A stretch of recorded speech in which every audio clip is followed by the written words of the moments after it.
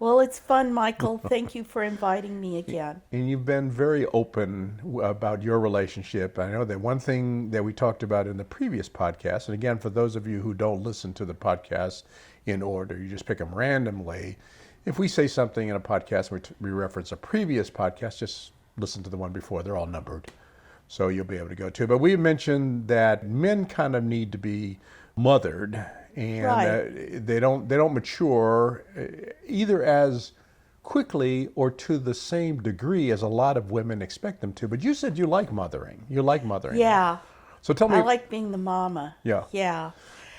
Both of my men love being nurtured, and I give a lot of hugs, nice. and I give That's a lot nice. of kisses. And I'll lay down with each one of them and watch TV Nice. and Yeah. just hug.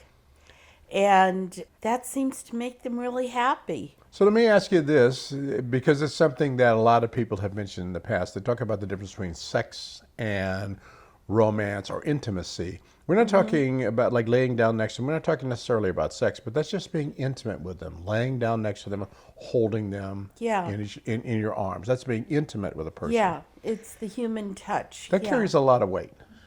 It does. If you can be intimate with a person, hold them in your arms, it carries a lot of satisfaction, maybe in lieu of sex, for that matter. So a lot of people talk about the imbalance in their sexual relationship, but they sometimes forget the fact that the intimacy is still there. There's still kisses and hugs and touches and things like that, but they just That's don't. really important. Yeah. It's really important to acknowledge that person, especially if you're going somewhere. You kiss them goodbye, you kiss them hello when you see them. Life is short, so hopefully you see You, them. you hug and you just make them know that you're happy that they're there with you. Yes, exactly. That's so important. Exactly. Well, that's interesting because I want to, in a previous podcast or two, we talked about things like that, about the level of intimacy in a relationship, that life is relatively short and you don't need the aggravation that can come with a relationship. People argue, they fight about things, and you don't always have the partner that's the perfect partner for you, because that one person doesn't necessarily have all the attributes that you need in a partner. So in your case, you've solved the issue because you have two partners. What about the people who don't have two partners and they have to settle with that one person? How do you think that people are able to get along and build? Do you think they train them, or are they too old to be taught new tricks? And No, it's all about chemistry. When there's chemistry there, that person, you're attracted to each other. And some people are together to be together.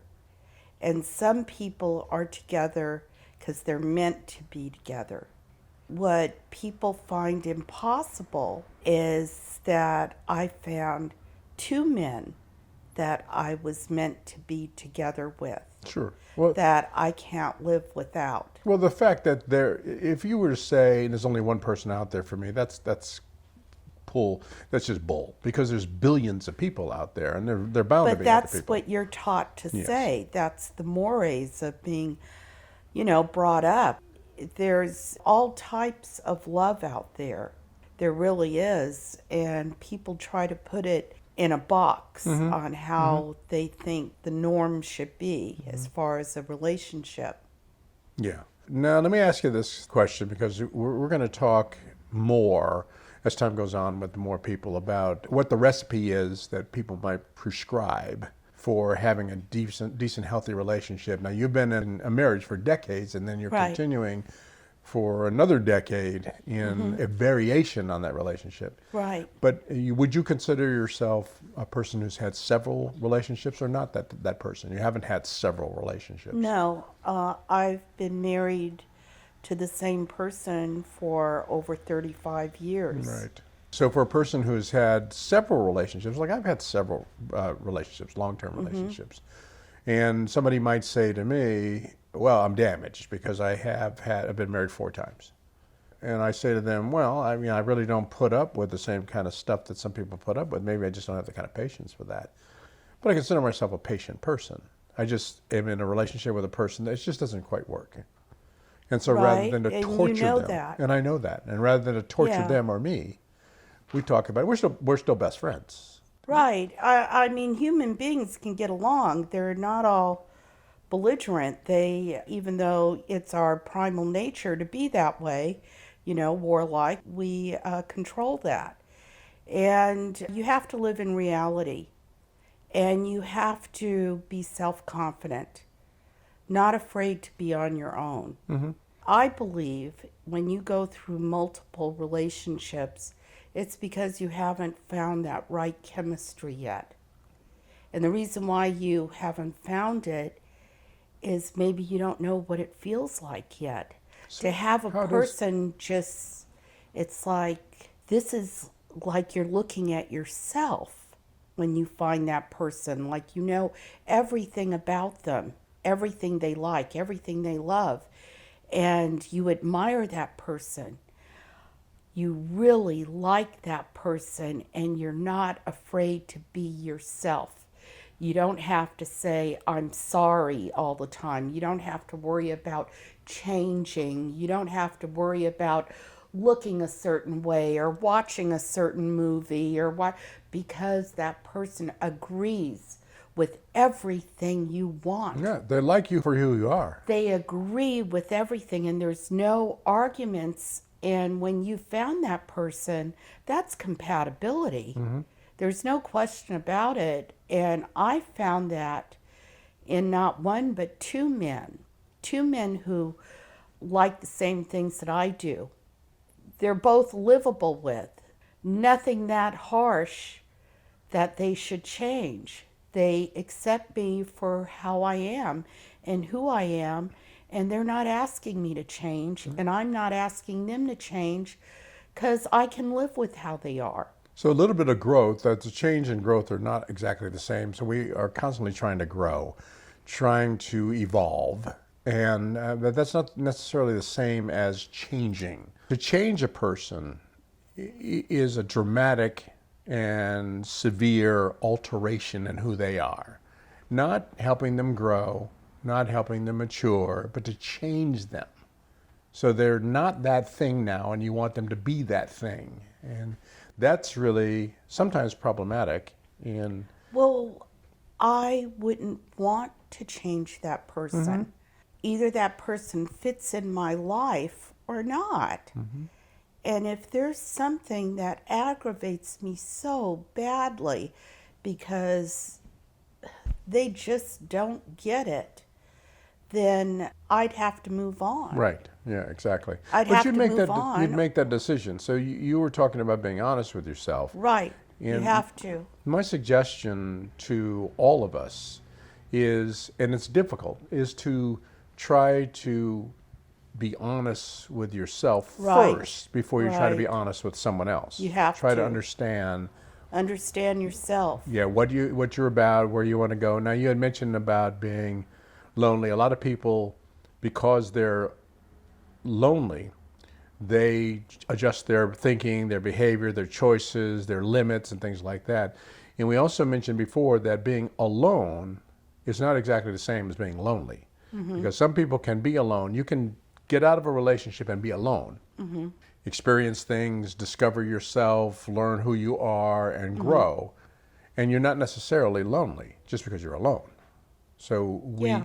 but you have to be willing to be alone in order to look at yourself and see Right. what it is that find out who you are. And see if Absolutely. you need to adjust yourself at Yeah, all. know your likes and your dislikes and what you can tolerate with the person. If you can tolerate it, then don't complain. Yeah. But if you can't tolerate it, you better let that person know what you can't tolerate and you find something to solve that problem in some way or another. Because if that person loves you, they'll find a way to solve the problem. Yeah, and I'm generally a big fan of therapy because you can have a non-biased third party help you have these conversations in a healthy way. But not all therapy is the same. And sometimes you're in a Right. conversation with a therapist who's not non-biased.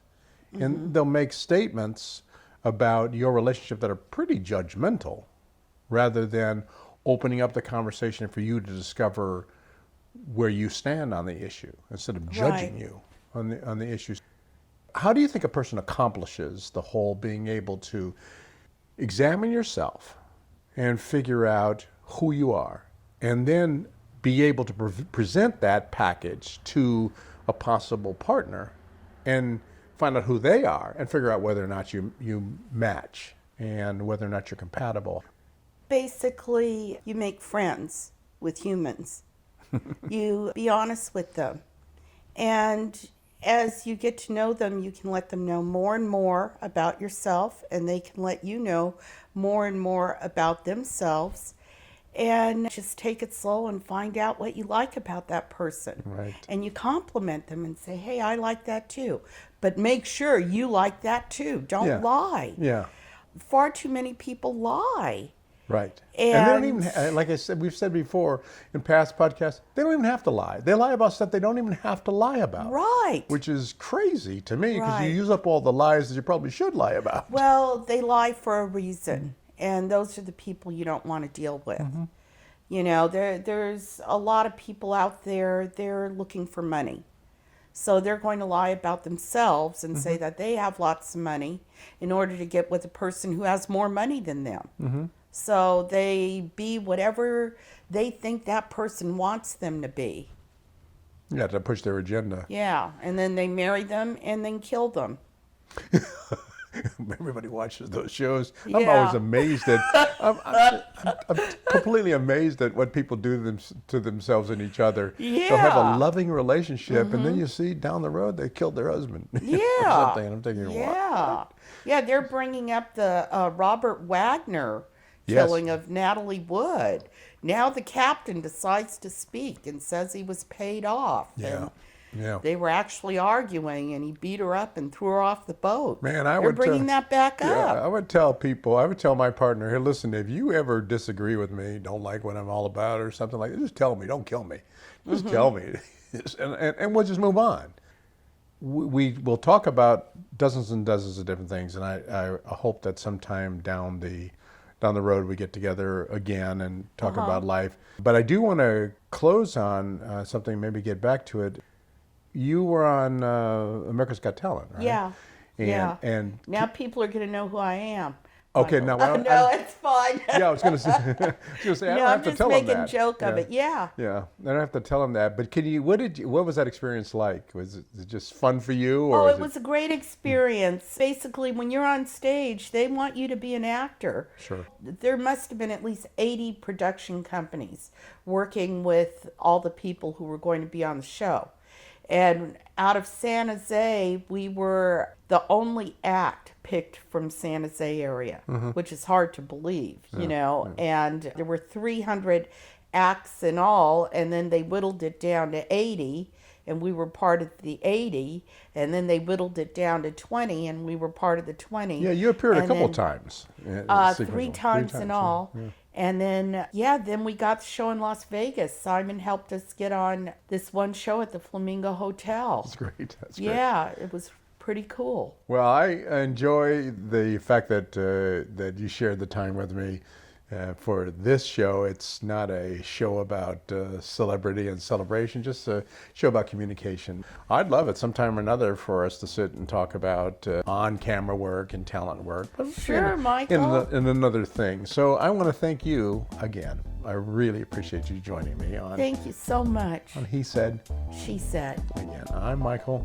And I'm Rose. Rose, thank you very much. Thank you.